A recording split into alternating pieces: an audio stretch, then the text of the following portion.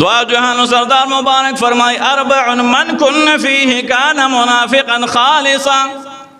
دعا جہان سردار مبارک فرمائی چھ سلور کارون داسی دی سلور صفتنا سلور خوین داسی دی من کن فیہ کان منافقا خالصا چاکی چا اگا سلور صفتنا اگا سلور خاصیتنا سلور بسلور بعد موجود ہوئی دعا جہان سردار مبارک فرمائی کانا منافقا خالصا داغ انسان بخالص منافق سچا منافق بوی و منافقانو کے دو قسم ہوئی یو عملی وی یو اعتقادی وی اگا اعتقادی جدا دا عمل خبر دا او دعا جہان سردار مبارک فرمائی چکل پکی دا اغا خصلتن یو خصلت موجود وی فیہ خصلت من النفاق پا اغا بندگی یو خاصیت دا منافقت موجود دے حتی یدعها تردی چی اغا صفت زان نو باسی اغا دا منافقت اغا صفت زان نو باسی نو بیا با دا منافقت اغا کیرنم اوزی نا کم دی اذا اتمن خانا حضور علیہ السلام فرمائے چکل ورسر امانت کی خودشن و باقی کی بخیانت کی و اذا وعد و اذا عاہد فجرا او چکل و اذا عاہد غدرا چکل وعدہ کی داغ وعدی بخلاف کی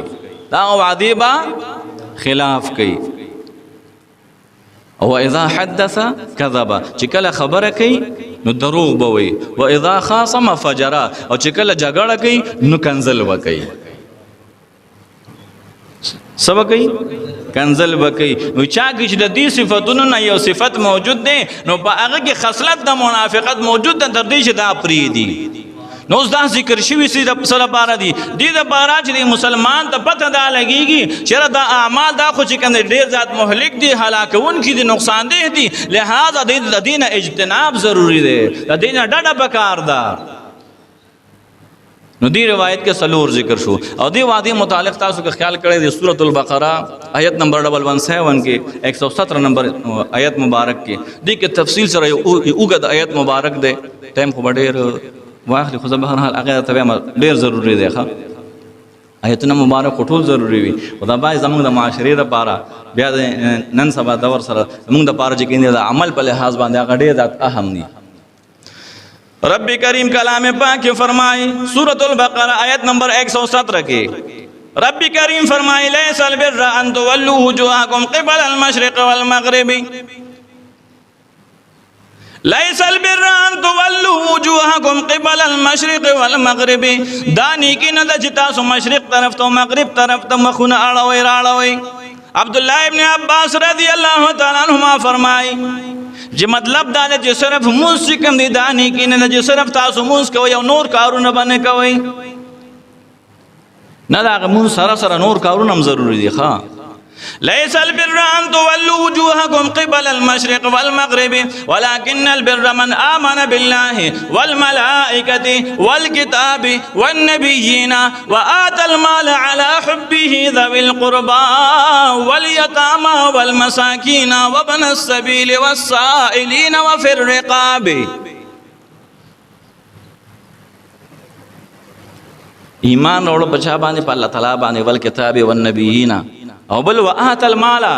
چی ورکی مال لر علا حبه پمینت اللہ تعالیٰ باندے ذوی القربہ خپل وانتا والیتاما والمساکین وابن السبیل والسائلین وفی الرقاب او بیاو بس فرمائی وَأَقَامَ الصَّلَاةَ وَآتَ الزَّكَاةَ وَالْمُوفُونَ بِعَهْدِهِمْ اِذَا عَاهَدُوا او دخپل وعدو پاسداری کا ان کی اذا عاهدوا چکل وعدو کی نو دا وعدی لحاظ ساتون کی بوی والصابرین فی البأساء والضراء وحین البأس رب کریم نے اگلی صفت ذکر کی اولئک الذین صدقوا واولئک هم المتقون دغا کسان رب فرمائی صادقان دی واولئک هم المتقون او ام دقا خلق تقوی والا دی تقوی دار ام دقا خلق دی چاکی جی دقا طول صفتنا موجود دی دغه حدیث مبارک کی دی یو که سلور